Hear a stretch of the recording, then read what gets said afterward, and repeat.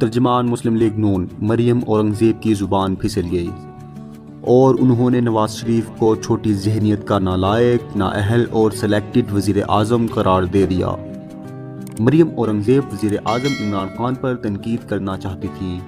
لیکن انہوں نے کہا کہ چھوٹی ذہنیت کا نالائق، نااہل اور سلیکٹڈ وزیر اعظم آج کوٹ لکھپت جیل میں بند ہے۔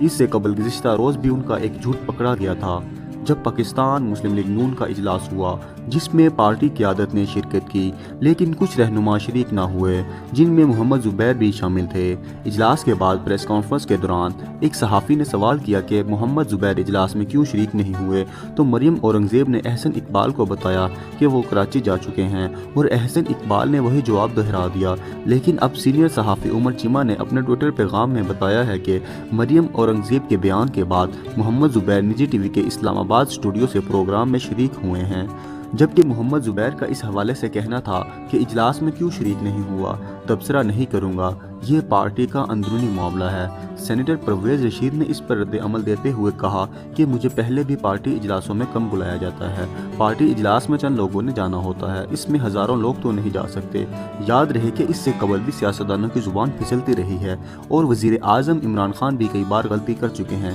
گزشتہ دنوں وزیر اعظم نے اقوام متحدہ میں خطاب کے دوران کہا تھا کہ وزیر اعظم کے بیان القاعدہ اور طالبان کو پاک آرمی اور ISI نے تربیت دی، جس کے بعد PTI رہنما ہمایوں اختر خان نے کہا تھا کہ وزیر اعظم کی زبان پھسل گئی تھی۔ بلاول بھٹو کو وزیر اعظم نے صاحبہ کہہ دیا تھا، اس حوالے سے بھی کہا گیا کہ ان کی زبان پھسل گئی تھی۔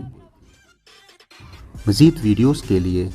ہمارے YouTube چینل کو سبسکرائب کریں اور ساتھ دیے گئے گھنٹی کے بٹن کو بھی دبا دیں تاکہ ہماری آنے والی نئی ویڈیو کو نوٹیفیکیشن سب سے پہلے آپ تک پہنچ سکے۔